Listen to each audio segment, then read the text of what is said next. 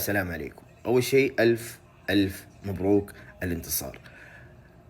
3 نقاط مهمة. اليوم لو تيجي تتكلم على إحصائيات كذا على المباراة، تيجي بتشوف الشوط الأول كان للشباب هو المستحوذ أكثر على الكورة، لكن الأهلي كان أخطر والأهلي هو اللي مسجل أكثر.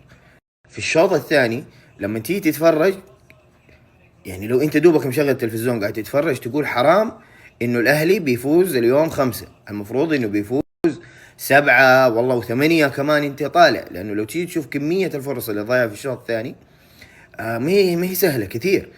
يعني اليوم الاهلي فاز بالرأفة 5-2. عموما مبروكين اليوم الفوز. عندنا الفترة الجاية مهمة، والفترة الجاية ما هي سهلة، حتكون فترة صعبة. عندنا 3 مباريات في الدوري قبل مباراة نادي الاتحاد اللي حنلعب. طبعا احنا عندنا مباراة يوم الاثنين في ابطال اسيا، اللي هو اسيا النخبة، حنلعب مع شباب الاهلي الاماراتي. انا اعتقد وانا اتوقع واتمنى انه المدرب يريح بعض اللاعبين اللي هم مشاركين باستمرار. دور اليوم، انت جتك الفرصة، انت متأهل في بطولة اسيا للنخبة، دور لعب الناس، خلي الناس اللي عندك ما تشارك تلعب. ريح بعض اللاعبين، لانه انت حتمر في فترة حتلعب مع النجمة، بعد كده حتلعب بعد كده حتلعب مع الرياض، بعد كده حتروح تلعب مع الاتحاد. اليوم احنا في فترة ما هي سهلة، فترة صعبة، فترة تحتاج الكل يكون مع الفريق، الكل يكون متواجد، الكل يكون داعم للفريق. اليوم يعطيهم العافية الجمهور. المباراة ما هي في جدة، في خارج أرضنا، لكن الملعب كان فل. هذا جمهور الأهلي اللي احنا تعودنا عليه، هذا جمهور الأهلي اللي دائما حاضر. لو نيجي بنشوف مباراة اليوم، الكل كان قاعد يقدم مستوى، يعني خلينا نقول مرضي ومقنع كمان. يعني اليوم شفنا انزو قاعد يسجل هدفين، كان يبي يسجل الهاتريك.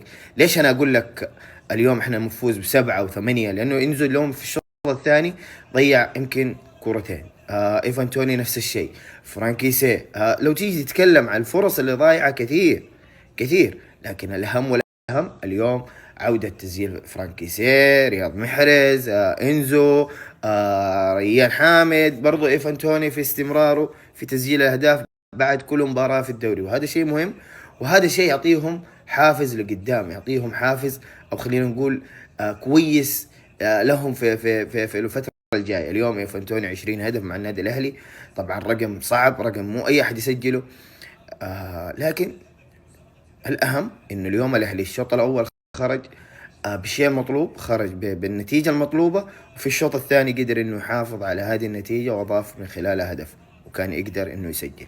عموما الفترة الجاية والله ما هي سهلة، الفترة الجاية صعبة. طبعا الآن الهلال والاتفاق لسه 1-0، لسه الفرق حتقابل بعضها، الهلال حيلعب مع الاتحاد، ولسه انت عليك انه انت كل مباراة تلعبها تحقق ال3 نقاط وتمشي.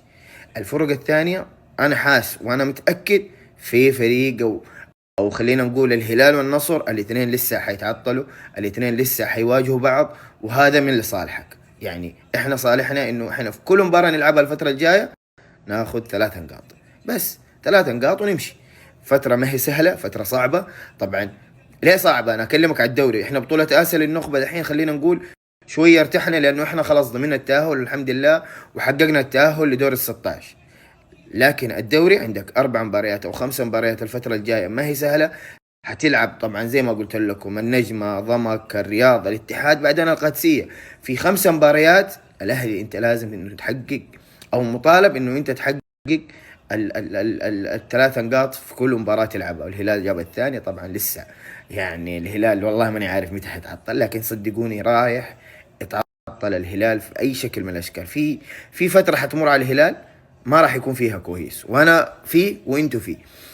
2-0 للهلال. عموما مو مهم، الاهم انه احنا كل مباراة نلعبها الفترة الجاية نحقق 3 نقاط. طبعا زعلت انه جاب الثاني، من حقي يا اخي، ابو فريقي خلينا نقول يطلع فوق في الصدارة، وخلينا نقول فريقي يوصل فوق الترتيب الاول، من حقي، لا تزعلوا مني يا هلاليين. عموما مبروكين اليوم الانتصار، مبروكين ال3 نقاط.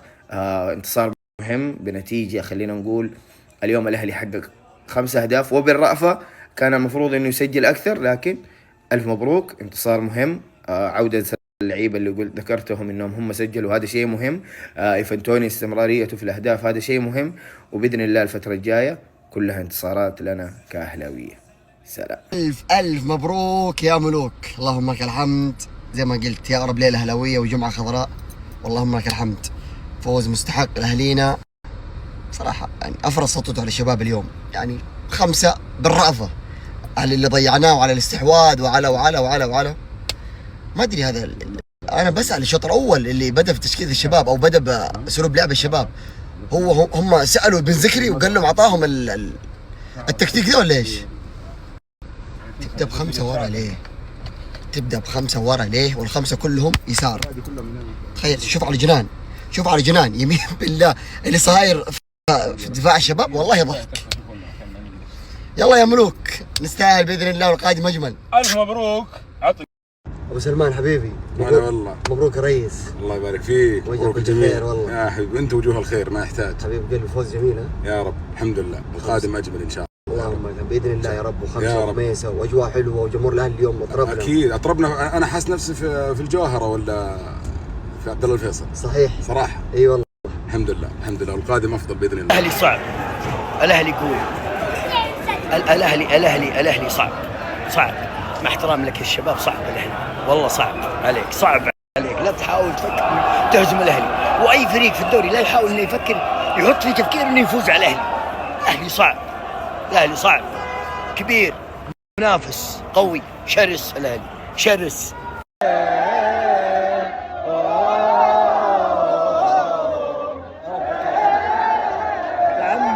الاهلي صعب، الاهلي ثقيل، عياره ثقيل جدا، صعب عليك الاهلي.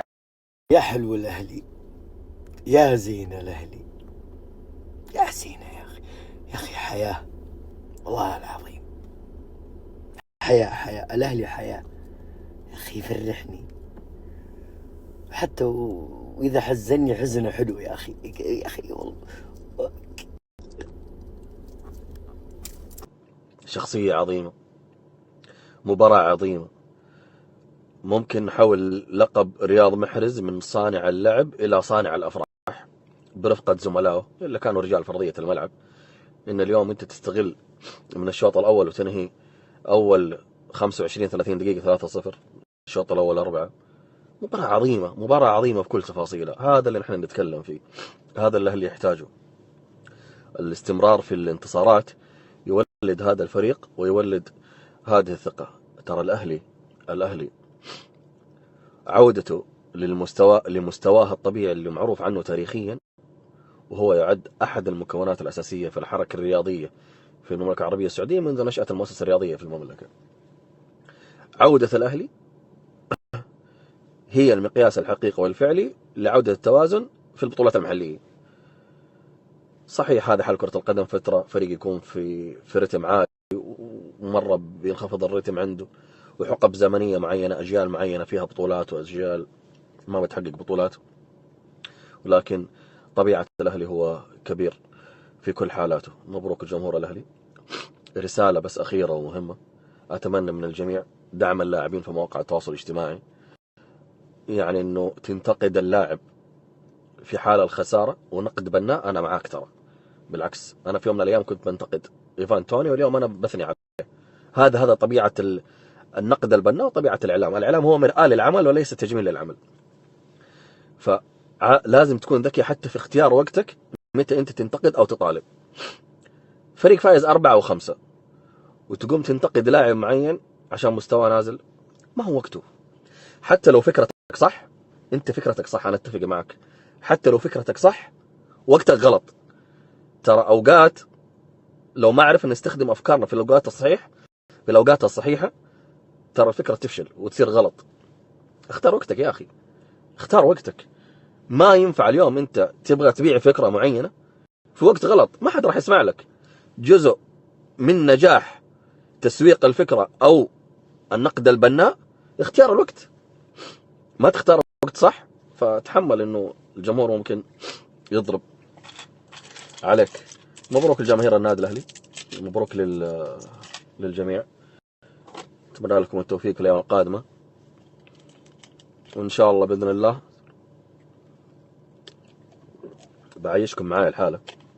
إن شاء الله بإذن الله فالكم التوفيق والفوز. نحن في الأمتار الأخيرة، لابد ويجب الحفاظ على هذه الشخصية من الفريق من ناحية الجهاز الفني، الجهاز الإداري واللاعبين، ويجب على اللجنة التنفيذية انها تخلص مع زكريا هوساوي.